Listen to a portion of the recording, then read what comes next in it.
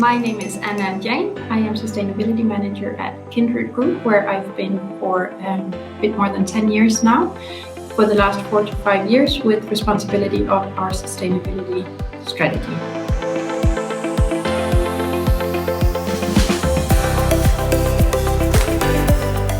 Yes, absolutely.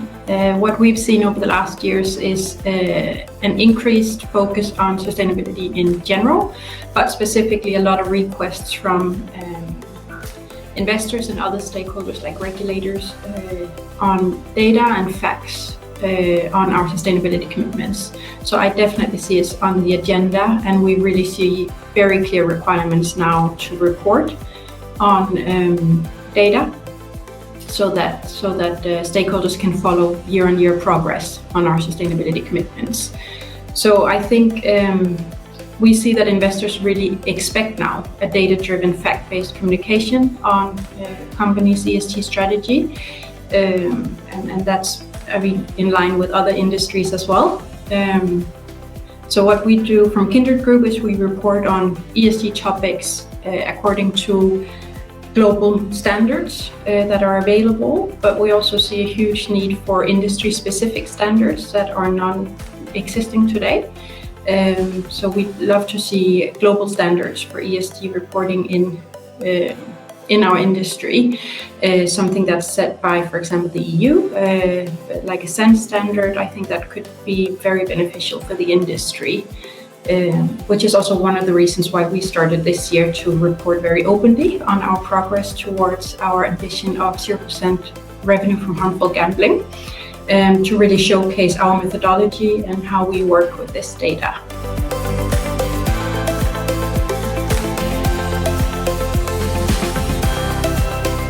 Over the years, we've taken several steps to fully integrate ESG and sustainability in our business. It's included in our group strategy. It's embedded in our strategic focus areas. What we've also done for governance is we've implemented a sustainability council that is sponsored by our CEO and report into our board of directors. This way we can ensure that sustainability is really embedded in business and particularly in our decision making. So sustainability is very much in our top company objectives, I'd say. And then looking into the organization, what we've done is to make sure that all employees who are on a bonus plan, they have part of their bonus measured on our sustainability index. We also work really hard to integrate this in our culture. So we have really extensive employee training on topics such as information security, responsible gambling, AML, data privacy, and more. Our employees go through yearly trainings in these, and then on top of that, we have more extensive training for our frontline staff, which is often carried out by external experts.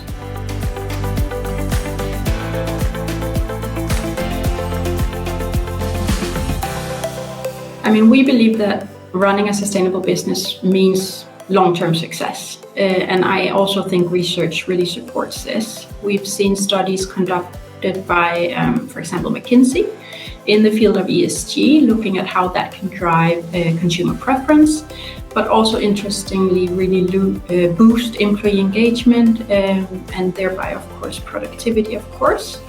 We also know it has a positive impact on the relationships we have with our key stakeholders. So we truly believe that it can really boost profits in the long run, and that it's really the only way forward for companies today. Operating responsibly, I think, is really a prerequisite for having long-term returns.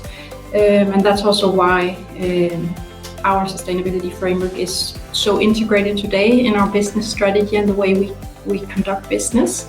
It feels like that's really the only way to ensure that we have real positive impact on our business, but also on relationships with our stakeholders. And then ultimately, I think from a business point of view, we want to retain our customers over a long period of time. That makes business sense. And the way to do that is to have sustainable relationships with our customers. And to always remember to look at the person behind the statistics, behind the statistics that we report on, for example, harmful gambling. Well, there's always a person behind that, and every number really represents not just that one real person, but also their affected others. And I think that's really important to remember as well.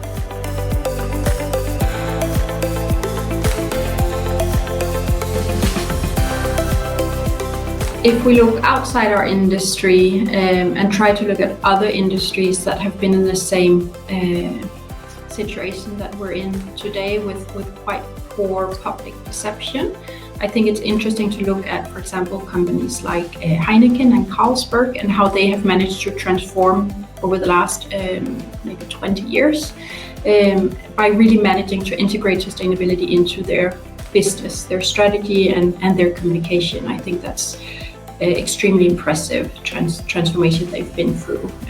To look at, for example, how Carlsberg have implemented ESG metrics across their business, but also how they've really managed to embed it in their brand and have this integrated message of drink responsibly. I think there's a lot to learn from those companies.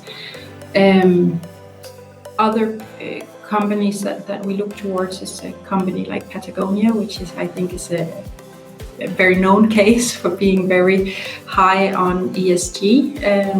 One of the world's most sustainable clothing brands in an industry that is quite notoriously unsustainable from on a lot of topics. The work they're doing, I think, is extremely impressive. And then if we look inside our industry, I'm really impressed with how Jein has increased their focus and communication on sustainability the last years, how they have really invested in their sustainability profile. I think is really interesting. Generally, I'd say our industry has a long way to go. Very few companies have integrated ESG completely in their value chain and in their business. So looking at Jein's changing for the better strategy, I think is really impressive and really interesting to look at the principles they're building it on and to see that it's a lot of the same things we've been working on in Kindred over the years. So that's really positive to see these commitments and communications that they're coming with.